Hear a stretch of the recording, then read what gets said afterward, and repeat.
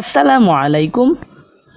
Learning টেকনোলজির পক্ষ থেকে আপনাদেরকে অসংখ্য ধন্যবাদ ও শুভেচ্ছা।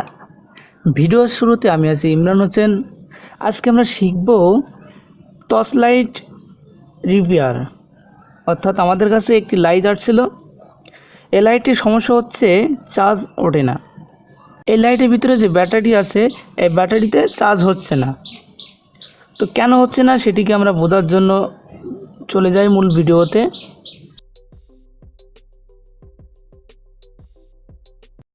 আমাদের যে লাইটের যে সকেটটি আছে, এই সকেটটি কিন্তু দেখেই আমরা বুঝতে পারছি যে ভালো আছে।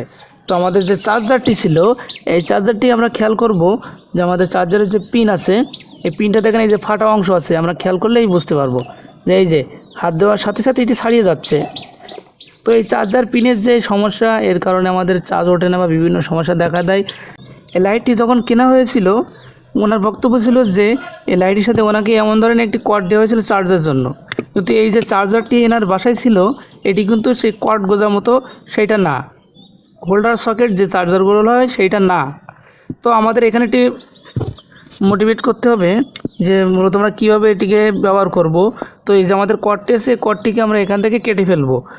এরপর কি করব, এই যে কর্ডটি আছে আমাদের কর্ডের এইখান থেকে কেটে নেব, নিয়ে এর সাথে জুড়িয়ে দেবো, দিলে আমাদের আগের মতো কাজ করবে। তো প্রথমেই আমরা আমাদের এই কর্ডটিকে এখান থেকে কেটে নিই,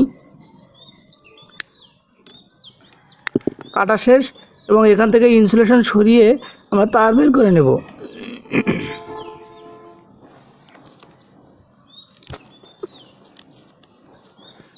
এই যে দেখুন, আমরা এখান থেকে ইনসুলেশনকে সরিয়ে তারগুলো বের করে নিচ্ছি। এরপরে এখান থেকে যে তার আছে, এই তারটি আমরা বাইর করে নিচ্ছি।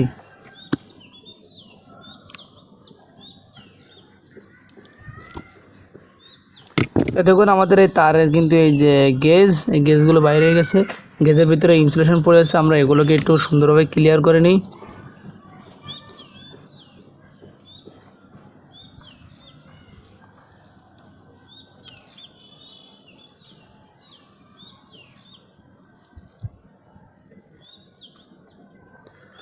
তো ক্লিয়ার করা হয়ে গেলে আমাদের যে কর্ডটি ছিল চার্জার, আমাদের যে টর্চ লাইটটি, এই টর্চ লাইটের যে কর্ড, এই কর্ড থেকে যে পিনের যে অংশটি আছে এইটিকে আমরা রেখে দেবো, এবং এই যে মোটা যে অংশটি চার্জারের সাথে লাগাতে হয়, এটিকে আমরা এখান থেকে কেটে ফেলবো। তো চলুন আমরা এখান থেকে কেটে ফেলি। কাটা শেষ। এবারে আমরা এখানে ইনসুলেশনকে সরিয়ে তারকে বের করে নেব। এই যে আমাদের তারটি বের হয়ে গেছে, এবার এটিকে আমরা ইনসুলেশন সরিয়ে নেব।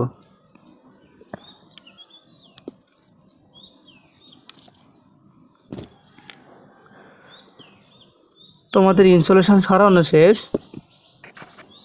তো এখানে দেখুন আমাদের এই কর্ডটিতে দুই কালারের তার আছে, একটা আছে গোলাপি আর একটা আছে নীলচে, আর এটা আছে কালো, আর এটা হচ্ছে আপনার সাদা।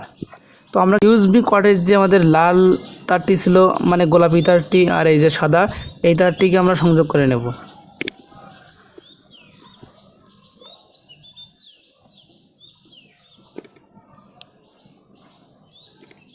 আর কালো তার আর এই যে নীল তারটি ছিল, এই তারটিকে আমরা সংযোগ করে নেব।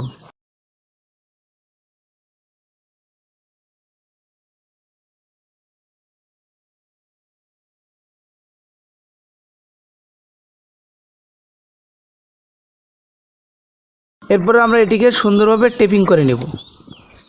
এই ধরনের ইনসুলেটর টেপ দিয়ে আমরা এটিকে সুন্দরভাবে টেপ পেঁচিয়ে নিব, যাতে আমরা সুন্দরভাবে এটি ব্যবহার করতে পারি। এবং আমরা যখন এটিকে কর্ডের ভিতরে দিয়ে দেব, তখন এটি কিন্তু আগের মতো পুনরায় চার্জ হতে থাকবে, এবং আমাদের লাইটটি কিন্তু ওকে হয়ে গেছে। তো এভাবে আমরা আমাদের বাসায় থাকা বিভিন্ন নষ্ট পড়ে থেকে সরঞ্জাম দিয়েও আমরা এগুলোকে মেরামত করে নিতে পারি।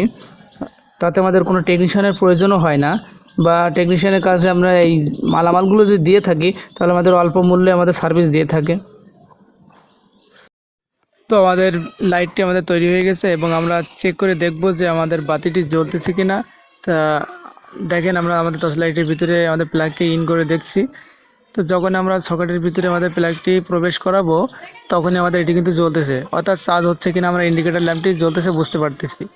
যে কবারই আমরা এই চার্জটি দেবো ততবারই কিন্তু আমাদের এই বাল্বটি জ্বলতেছে এবং সুন্দরভাবে আমরা বুঝতে পারতেছি যে আসলে ভিডিওটি ভালো লাগলে লাইক কমেন্ট এবং শেয়ার করবেন এবং আপনারা কোন ধরনের ভিডিও চান আমাদেরকে কমেন্টে জানাবেন। আমরা অবশ্যই চেষ্টা করব আপনাদের পছন্দের মতো ভিডিও তৈরি করতে।